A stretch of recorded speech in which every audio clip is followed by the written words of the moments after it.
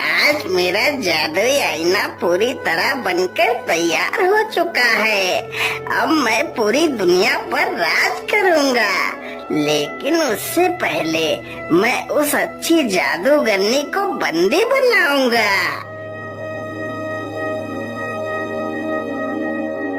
तुम चिंता मत करो बेटा, सब कुछ ठीक हो जाएगा। अरे ओ जादूगरनी, आजकल तुम्हारे भलाई के चर्चे तो पूरे राज्य में हो रहे हैं। थोड़ा सा हमारा भी भला कर दो। अरे दुष्ट जादूगर, तू फिर से आ गया। आज तो मेरे हाथों से नहीं बच पाएगा। जादूगरनी तुरंत अपने जादुई छड़ी से उसके ऊपर वार करती है, लेकिन जादूगर अपना आईना सामने कर देता है तो वह अच्छी जादूगरनी उसी आईने के अंदर चली जाती है। ओ दुष्ट जादूगर, मुझे यहाँ से बाहर निकाल। मेरी अच्छी जादूगरनी, अब इसी आईने में सड़ती रहो पूरी जिंदगी। अब तो मैंने इस जादूगरनी को कैद कर लिया है। चलो अब महाराज को बंदी बनाता हूँ और खुद इस राज्य का राजा बन जाता हूँ।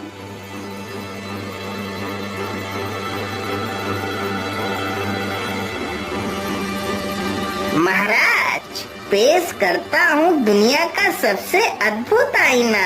इसमें आप अपने आप को देखकर यह जान सकते हैं कि आप कितने शक्तिशाली हैं महाराज। हाँ हाँ जादूगर, क्यों नहीं, मैं इसमें जरूर देखना चाहूँगा आखिर मैं कितना शक्तिशाली हूँ। राजा चुपचाप आईने के सामने जाता है, तभी वह उसी आईने में समा जाता है।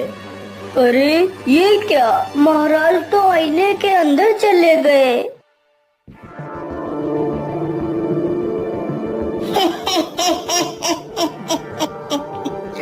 ध्यान से सुनो मेरे दरबारियों, आज से तुम्हारा राजा मैं हूँ। अरे दुष्ट जादूगर, हम तुझे जिंदा नहीं छोड़ेंगे।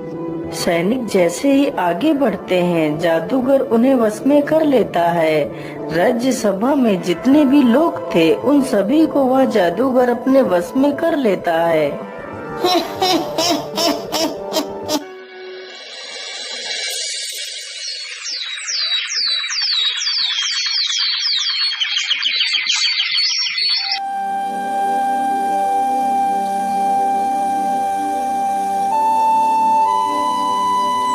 बेटा, तुम रोज रोज ऐसे कब तक भटकते रहोगे? मेरी मानो तो तुम्हें महाराज के पास जाना चाहिए। वह तुम्हें जरूर किसी नौकरी पर रख लेंगे। वह बहुत दयालु हैं। हाँ माँ, आप बिल्कुल ठीक कहती हो। आज मैं महाराज के पास ही चला जाता हूँ। इतना सोचकर रमेश एक पोटली में खाना बांधता है और राजा से मिलने के लिए निकल पड़ता है।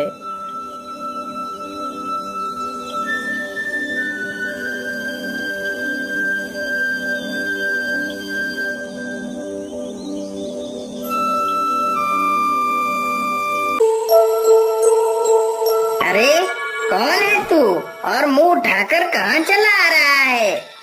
मेरा नाम रमेश है और मैं महाराज से मिलने के लिए आया हूँ। महाराज से मिलने? लेकिन उनसे मिलने के लिए तो तुम्हें इस आईने के अंदर जाना पड़ेगा। लेकिन मैं कुछ समझा नहीं, आप क्या कहना चाहते हैं? मैं यही कहना चाहता हूँ कि मैंने तुम्हारे महाराज को बंदी बना लिया है और अब मैं खुद इस राज्य का राजा बन गया हूँ। वैसे तो मैं एक जादूगर हूँ।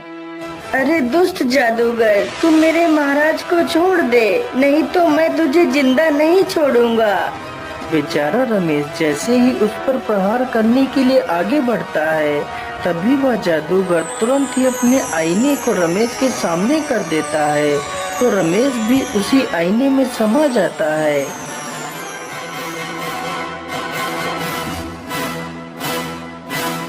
अरे ये मैं कौन सी दुनिया में आ गया, लेकिन यहाँ पर तो कोई भी नहीं दिखाई दे रहा है। आखिर महाराज कहाँ पर हो सकते हैं? चलो सीधे ही चलता हूँ।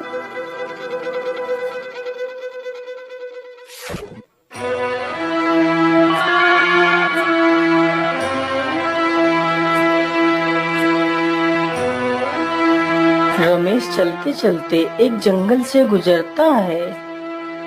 ओफो, चलो जाओ यहाँ से। अब तुम दोनों बड़े हो चुके हो। अब तुम दोनों को हम खाना नहीं खिला सकते, इसलिए तुम दोनों को खाना ढूंढकर खुद खाना चाहिए। लेकिन पिताजी, अभी तो हम खाना ढूंढ नहीं सकते। कुछ दिनों के लिए हमें और रुक जाने दीजिए। लेकिन कौवा जान चुका था कि उसके दोनों बच्चे अब खुद पर निर्भर होने के काबिल हो चुके हैं, इसलिए कौवा अब उन दोनों बच्चों को अपने ऊपर निर्भर नहीं रखना चाहता था। इसलिए कौवा उन दोनों को भगा रहा था। कौवे की ये सारी करतूतें रमेश नीचे खड़े होकर सुन रहा था। अरे ये कौवा तो अपने बच्चों को खाना देने से मना कर रहा है। इसे ऐसा नहीं करना चाहिए। चलो भागो तुम दोनों यहाँ से, नहीं तो मैं तुम दोनों को चोंच मार मार कर भगाऊंगा। अच्छा ठीक है पिताजी, हम दोनों यहाँ से चले जाते हैं। इतना कहकर दोनों बच्चे पेड़ से नीचे उतरकर वहीं बैठ जाते हैं। अरे बच्चों, तुम परेशान मत हो, मैं तुम्हें अपना खाना दे देता हूँ। इतना कहकर रमेश अपनी पोटली से 2 रोटियां निकालकर उन दोनों बच्चों के सामने रख देता है। हे नेकदिल इंसान, हम तुम्हारा ये एहसान कभी नहीं भूलेंगे। इतना सुनकर रमेश आगे बढ़ता है। तभी अचानक से काले बादल छा जाते हैं और जोर जोर से हवाएं चलने लगती हैं। अरे ये क्या, अचानक से इतने काले बादल कहाँ से आ गए? मुझे लगता है अब तो जोर की बारिश आने वाली है। मैं ऐसा करता हूँ, जल्दी से किसी सुरक्षित स्थान पर चलकर छिप जाता हूँ।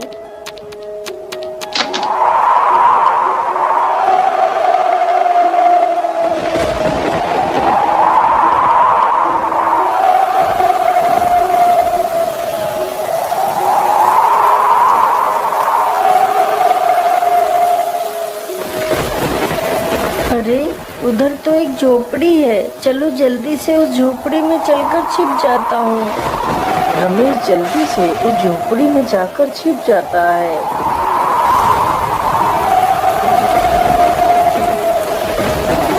ओहो, आज तो मैं कितना थक गया हूँ। मैं ऐसा करता हूँ, इसी स्थान पर थोड़ा सा आराम कर लेता हूँ। इतना कहकर वह जमीन पर लेट जाता है और सो जाता है। अरे भैया, जिस भले आदमी ने हमें खाना खिलाया था वह कालिया की झोपड़ी की तरफ गया है। अगर कालिया आ गया तो उस भले आदमी को वो नुकसान पहुंचा सकता है। हमें जल्दी ही उस झोपड़ी में चलना चाहिए। इतना कहकर वे दोनों झोपड़ी की तरफ निकल पड़ते हैं। वह झोपड़ी एक सर्प की थी। अरे यह मेरे घर में कौन सो रहा है? इसकी इतनी हिम्मत कि मेरे घर में सोए। मैं इसे जिंदा नहीं छोड़ूंगा। इतना कहकर वह सर्प उसे डसने के लिए आगे बढ़ता है। तभी वह दोनों बच्चे वहां पर आ जाते हैं और उस सर्प की पूंछ पकड़ लेते हैं। ओहो, ये इतनी जोर जोर से कौन चिल्ला रहा है? मुझे सोने दो। अरे राम राम राम, ये कितना जहरीला सर्प है। क्या करूं, क्या करूं? रमेश तुरंत ही पास में पड़े एक पत्थर को उठाता है और सर्प के ऊपर पटक देता है, जिसकी वजह से सर्प मर जाता है। अरे बच्चों, तुम्हारा बहुत बहुत धन्यवाद। यदि आज तुम दोनों नहीं होते तो मैं आज इस सर्प के हाथों मारा जाता। इतना कहकर रमेश आगे के लिए निकल पड़ता है। वह चलते चलते समुद्र के किनारे से गुजरता है। तभी वह देखता है एक मछली पानी के बाहर पड़ी है और तड़प रही है। यह देखकर रमेश को उस पर दया आ जाती है। अरे राम राम राम, ये मछली तो समुद्र की लहरों की वजह से बाहर आ गई है। चलो इसे वापस पानी में छोड़ देता हूँ। रमेश तुरंत उस मछली को उठाता है और पानी में छोड़ देता है। अरे युवक, तुम महान हो, तुमने मेरी जान बचाई। मैं तुम्हारा यह उपकार अपने पूरे जीवन नहीं भूलूंगी। तुम्हें जब भी मेरी मदद की आवश्यकता पड़े तो तुम मुझे जरूर याद करना। है मछली, मैं यहाँ पर अपने महाराज को ढूंढने के लिए आया हूँ। क्या तुम हमारे महाराज को ढूंढने में मेरी मदद करवा सकती हो? हाँ, मैं जानती हूँ। तुम यहाँ से सीधे चले जाओ, वहाँ पर एक जादुई गुफा आएगी, तुम उसी में चले जाना। तुम्हें वहीं पर महाराज मिल जाएंगे। मछली की यह बात सुनकर रमेश सीधे उसी दिशा में चला जाता है।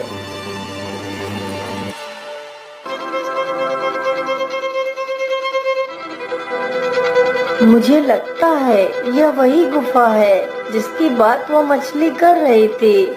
चलो इसके अंदर चलता हूँ। रमेश गुफा के अंदर चला जाता है तो देखता है गुफा में कई सारे लोग बंदी हैं, जिसमें वह अच्छी जादूगरनी भी शामिल थी। महाराज, आप तो इस पिंजरे में बंद हैं, मैं आपको यहाँ से कैसे आजाद कराऊं? अरे बेटा, इस पिंजरे से आजाद भी होगे तो क्या, इस आईने से बाहर कैसे निकल पाएंगे? लेकिन आप कौन हो? मैं एक जादूगरनी हूँ। मुझे उस जादूगर ने धोखे से बंदी बना लिया है। हे जादूगरनी, क्या यहाँ से बाहर निकलने का कोई मार्ग नहीं है? बेटा, यहाँ से बाहर निकलने का बस एक ही रास्ता है। तो आप जल्दी से बताइए वह रास्ता क्या है, मैं आप सभी को यहाँ से आजाद कराऊंगा।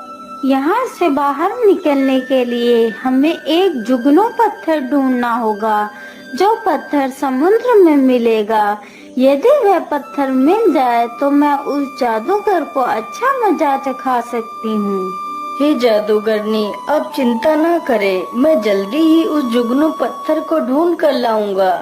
इतना कहकर रमेश वहाँ से निकल पड़ता है और समुद्र के किनारे पहुँच जाता है। हे मछली मेरी दोस्त, तुम कहाँ हो? मुझे तुम्हारी मदद की आवश्यकता है। बोलिए दोस्त, तुम्हें मेरी क्या सहायता चाहिए? मेरी दोस्त, मैंने अपने महाराज को ढूंढ लिया है, लेकिन अब मैं एक चमकीला पत्थर ढूंढ रहा हूँ। यदि वह पत्थर मुझे मिल जाए तो मैं अपने महाराज के साथ साथ बाकी सारे लोगों की भी जान बचा सकता हूँ। अरे तुम चिंता मत करो, मैं जानती हूँ वह चमकीला जुगनू पत्थर कहाँ है। तुम यहीं रुको, मैं अभी वह पत्थर लेकर आती हूँ। मछली तुरंत पानी में जाती है और कुछ ही देर में वह चमकीला जुगनू पत्थर लेकर आ जाती है। जुगनू पत्थर देखकर रमेश बहुत ही खुश हो जाता है और जल्दी से वह पत्थर लेकर वहाँ से चला जाता है। ये लीजिए जादूगरनी, मैं उस जुगनू पत्थर को ले आया हूँ। जादूगरनी तुरंत उस जुगनू पत्थर को अपनी छड़ी से स्पर्श कराती है तो जुगनू पत्थर उसी छड़ी में समा जाता है, तो वह और भी ज्यादा शक्तिशाली हो जाती है। जादूगरनी का पिंजरा अपने आप ही नष्ट हो जाता है। फिर वह सभी को आजाद करा देती है।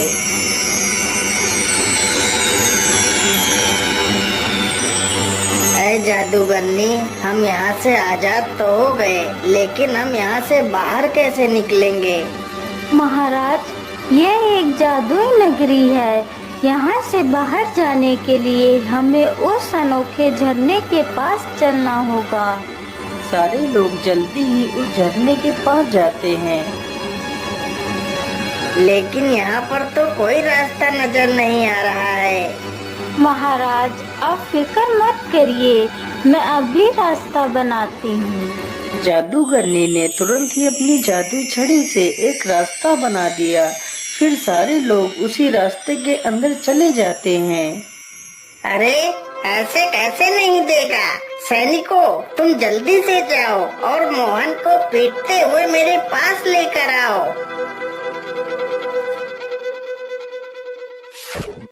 जादूगर इतना कह ही रहा था कि तभी राजा और वह जादूगरनी तथा बाकी के सभी लोग उस शीशे से बाहर आ जाते हैं। अरे रे रे रे, ये क्या, ये सारे लोग बाहर कैसे आ गए? चलो कोई बात नहीं, बाहर तो निकल आए, लेकिन अब तुम लोग जीवित नहीं बचोगे।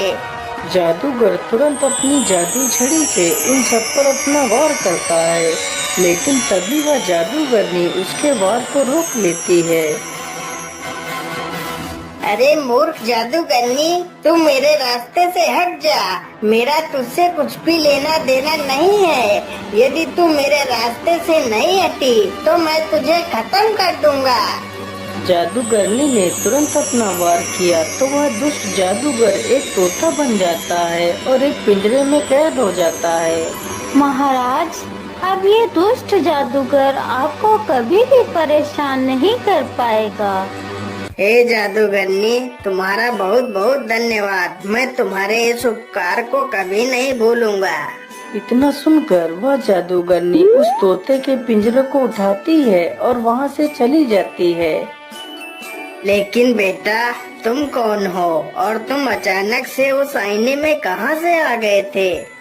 महाराज, मेरा नाम रमेश है और मैं आपके राज्य में ही रहता हूँ। फिर रमेश अपनी सारी कहानी राजा को सुनाता है। अरे रमेश, तुम बहुत ही बहादुर हो। मैं तुमसे बहुत प्रसन्न हुआ। यदि तुम अपनी बहादुरी नहीं दिखाते तो हम कभी भी उस कैद से आजाद नहीं हो पाते। इसलिए आज से तुम मेरे विशेष अंगरक्षक हो। उसी दिन से रमेश राजा का विशेष अंग